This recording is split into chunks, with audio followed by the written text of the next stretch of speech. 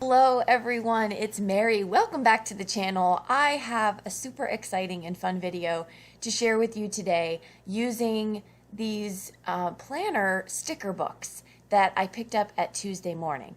So if you've ever been to a Tuesday morning, it's sort of like a discounted type of shop, and there's a craft section in most of them. And if you go over to that craft section, you're going to find amazing deals. But it's most likely retired products. So I found these three books, which are normally $19.99, and they're geared towards planning. So you can see I'm kind of flipping through them, but I walked up on them and I was with a couple crafty friends, and I could tell you that I did the whole like, oh my gosh, look at this. What can I do with cards for this? Because they show you these stickers right through the front. This is the book I'm going to be working with today, but I was so excited, like, yes, I'm going to do this. I got home. They sat in my craft storage cabinet for probably, what was that, like 2.5 months, which is shorter amount of time than it normally would take me to get to something. So I'm pulling these out and I'm making 10 card videos. So I am going to show you that this first card that I'm making is the only card that I use a stamp set on. And I did that because I really wanted to use this coffee cup sticker, and I just really wanted to have some coffee splatters. But I could have made coffee splatters without using a stamp. You could just do that with the smushing technique. So I mean, it's not necessary. The point of the 10 card video for using these sticker books is to show you that you can use other things. You can use discounted items that you find. You know, think outside the box. Don't stay within just the latest and greatest of what's being sold, but kind of see what else you can alter to fit your card making needs. So this first card, super simple. I'm just going to put down this coffee cup. Now, this is the first time I'm using this for card making, and I've learned a few tricks along the way. The first one is I would have put that coffee cup, if I could do it again, I would have put that onto a piece of white cardstock and then cut it out, which I do with a lot of other images in the future cards.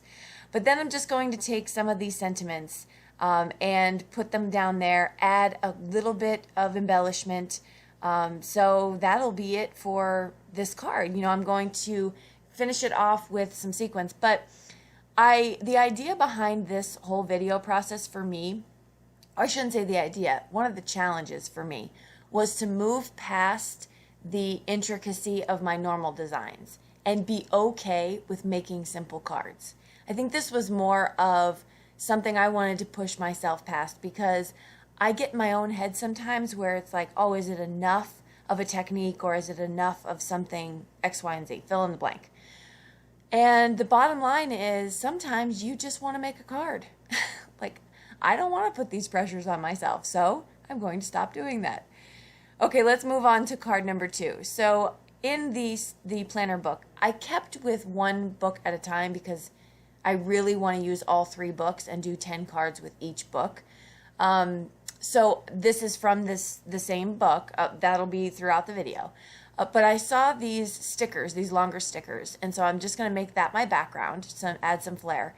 I'm going to cut out this image here, which is a planner, and we're going to pop it up. So you're going to watch that process there. The cards here, now I am limited in my supplies. I'm away on a work trip. That's why the lighting is different. That's why a couple aspects of this are different. But I don't have a die cutting machine. And so without a die cutting machine, I was limited in some of the designs that my head had, but I did not have the resources to make.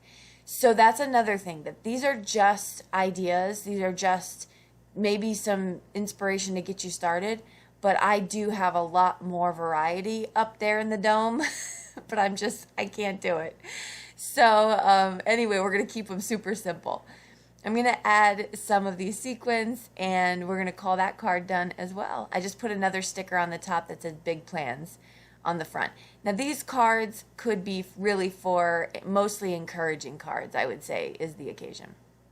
Okay, let's move on to some Catherine Puller inks here. I picked out some really pretty soft colors. I'm using the Tonic Travel Mat, which in the name, it is good for travel. I was afraid it would break on the way, but I had it in its little sleeve, and it made it through my suitcase, through, its journey down to me. Okay, so yeah, you can see I'm doing some ink smushing. I'm going to get this to where I like the colors, and this is another very simple card. Funny story on my trip, though. Okay, I'm going to tell you a story. I think I'm going to go into a story because I think the rest of these are pretty self-explanatory. All right, so I'm traveling, and I'm traveling with 3 checked bags, and 2 carry-ons. You know how you can do a carry-on and like a backpack. So I get to my destination, and my 1 bag is missing. Thankfully, it was not my craft suitcase. Yes, I packed an entire suitcase of craft supplies. This is a judge-free zone, which is why I love you all. So anyway, I get my 2 suitcases, and my 1 suitcase is not there.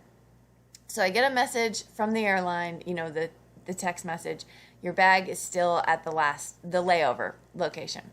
Real quick on the card, I'm using this blending tool here, which is like a makeup brush. That's the intent. And it has this diamond shaped top on it. It works beautifully. You have to work up the color just like any blending brush, but really, really love that because I used the same brush for all the 3 colors, and you can see it did not cross-contaminate. Okay, back to my story. So I get this note, you'll get a call when the bag is in, right? So I'm like, okay, do I hang out at the airport? It looks like it's on the next flight. No, it doesn't. Anyway, skip ahead. The bag's not coming for like 6 hours. So I go to the hotel, I check in, waiting on my bag. Now I know that it's been loaded 6 hours later on the plane and it's on the way. So I wait an hour or so. That plane has landed. So I travel back to the airport, which is about a 20-minute drive, and I'm super excited. I'm going to get my bag. I get to the place. Everyone else has their bags. I don't see mine. Now, mine is a huge London fog houndstooth pattern, okay? Houndstooth pattern, black and white. Very unique. Okay. So I don't see it. I was like, okay, let me go to the counter. I walk over to the counter, and I said, I get a phone call. The moment I get to the counter, I get a phone call. Hi, is this Mary? I was like, yes, it is. I have your bag. Awesome. I'm at the airport. Where are you? I'm thinking this is the airline. Well, I took your bag by accident. And I said, what? Like, totally my brain is, by the way, I'm really tired at this point. It's like 9 p.m. What do you mean you have my bag? Well, I took your bag because we have the same luggage. I'm like, really? And she said, yeah. I didn't really think anyone else on my flight would have a houndstooth black and white luggage. I was like, yeah, that's a fair assumption. Well, let me see what I could do. So anyway, we got together, exchanged bags, had to laugh. They were the exact same piece of luggage. And this is a small airport that we flew into. So of course, I don't blame her. I do always open up my bag though in the front pocket to see if it's mine. Always, because you just never know. But I really if all the stars aligning, you would never think someone would have the exact same piece of luggage on the same exact flight. Super funny. Anyway, finally got home, got to my hotel, all is well. After, waiting 7 hours for my piece of bag. It could have been worse. They could have lost it. So anyway, that's my story. Just wanted to share with you. Okay, back to the cards. Now, you can see what I'm doing here. I'm just adding stickers. I'm adding some ink. I'm making this so simple. Now, this next card, I decided to try out the scrapbook.com blending brushes. They do put an application of ink far more saturated on your projects. So the foam blending tools are really good for that. I will say that's the only pro I see to the blending foams. Personal opinion. Everyone has their own personal opinion.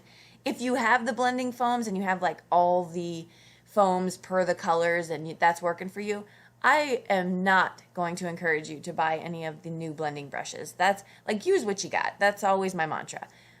For me personally, though, I like the fact that I can clean off the makeup brushes in between and then reuse them for other colors. Personally, that is something I appreciate. But this new, I gotta tell you, I'm gonna be straight honest with you all. The thing I don't like about these scrapbook.com ones, I love that they're domed for the effect of not getting harsh edges, so that's fantastic. But you can't like stand them up. They topple over. They're like weeble wobbles. They're a weeble wobble foam tool. So I have to lay it down, which is that a deal breaker? It sure isn't. I'm just letting you know. I was struggling with trying to set it up straight. And you know I'm a goofball, so I was actually trying to get it to stand up straight. Okay, so I am going to tell you a new product that I got from scrapbook.com that I am loving. And it's this here sparkle pen. Are all sparkle pens created equal? Well, maybe someone should do a review on that. Wink, wink. I know you're all going to nominate me. But, you know, I don't know. They all seem pretty much the same. But when you open up a new one, I mean, they always definitely come out the gate like the stronger of the all the brands because it's brand new. And you're getting all that sparkle in there. So I really do love this sparkle pen from scrapbook.com. So I'm sold on it. I think it's great. What are we doing next? All right, we're moving into the next card here. Pulling out these Catherine Puller inks. Now, for the Catherine Puller inks that I packed some bold colors in the rainbow, and I packed some spa colors because I wanted to have a variety. This is definitely my favorite ink to use for all the things. So I wanted to make sure I brought a good spectrum of colors with me. I also did bring some oxides in some neutral colors because I plan on making some military cards, and I wanted some of those browns, greens, tans type things to make. So, yeah, but beyond that, I didn't bring any other colored inks. Okay, so I got this little reactive thing happening here with the water droplets, and then I go back to my sticker book, and here, these are not the see-through stickers like I've been using. These are still stickers, but they are paper stickers.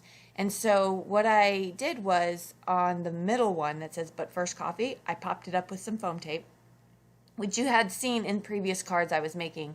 I was adding dimension with foam tape to this, and that adds another layer of something different with these stickers instead of just putting them down flat. Although I am so excited that I have so many flat cards because I've been making a lot of kind of bulky cards fairly recently, and I really love the idea of sending this through the mail easily. So here I'm just going to make this little pattern, some fun little kind of planner ideas here. Again, encouraging cards like, you know, get your coffee, get your tea, do what you got to do, let's get to work. But first get energized. So that was super fun.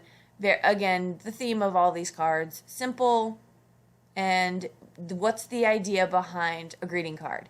Well, why would we send these out? It's to brighten somebody's day. It's to let them know you're thinking about them. So when we overthink our designs and we get caught in analysis paralysis on what we're trying to do, it really does defeat the purpose of the intent behind card making and behind sharing these greetings with others, if you're a sender like I am. Okay, so the last card, I think this is the last card. I could be wrong. But this card here, we are going to do the like shadow look around where you keep a highlight in the middle of the cardstock, which you know I'm a super big. See? Did you see it fall over? It's a weeble wobble. Okay, so I put some gray ink, Distress Oxide, down on this gray cardstock. And then I'm going to go around with some black soot. Now, I have to tell you, crafty friends, I checked into my hotel. Well, I checked into the first hotel, and then I had to check out of it. I won't go into details, but it was disgusting. We'll leave it at that. So I check into this new hotel, and I look across the street, and there's a plaza. And in said plaza, there is a Joann Fabrics, a Michaels, and a Hobby Lobby right around the corner. Oh, and by the way, there's the new craft store that's like another block from that one. I'm like, what are they doing to me? I only have so much room in my suitcase when I go back. So the struggle's going to be real. Just be with me in spirit and encourage me not to buy anything else. I know I cannot rely on any of you for that. I'm well aware of our enabling relationship. All right, so for this card, I'm picking out some of these really cute pencils. Now, there's 2 sheets of this, so that's why I decided to symmetrically do like the same pencil on each side with the same pen. And look at that little stamp in the center. You need to stop it, sticker book. This is just the cutest. So I added those, and then I put a sentiment on here. You can leave this one sentiment free. You can put whatever you want. You can do this, is my sentiment I chose. No, sure wasn't the last card. All right, we're moving on. So for this one, I totally lied to you. That was not the only stamp I used. I used this stamp as well from the same stamp set of my favorite things. And I did that because I'm limited with no die cutting machine. I figured you all would forgive me if I went outside and used the stamp on this, because the die cutting machine would really allow me to go another notch up of doing a couple different things, at least maybe die cutting a circle, making that a focal point, you know, maybe die cutting a hill, I don't know. But I didn't have that. So I used the stamp, and I'm making that stamp with the lines kind of look like a wooden tabletop. And then here, I knew when I saw this sticker book, I had to use this humongous scissors and stapler. I don't know why. I just had to use, look at how great those are. Like, this is fantastic. So I put the stapler on a piece of cardstock and then cut it out, popped it up on some foam tape, added some washi tape, that's washi tape down there, and a couple other things, and then a sentiment. So, yeah, so just adding that, I think I added a pen to it as well. So yeah, and then I said, don't forget to be awesome, because we're doers. This is what the whole idea of this card was. We're doers. We get stuff done. Don't forget to be awesome along the way of your doing. I'm going to add some of this sparkle glue. I thought it was going to be more like drops of glue. It's not. It's much more like stickles, where it dries flatter. So it was cute though. It gave a nice accent in the end. But when I was putting it down, it looked like drops. And then when it dried more flat. So yeah, you can add this as stickles and add some nice sparkly accent to it as well. Next card, I'm going to use some Bristol Smooth cardstock. The rest prior to this has been regular, I want to say Nina cardstock or accent. I don't know which ones I brought.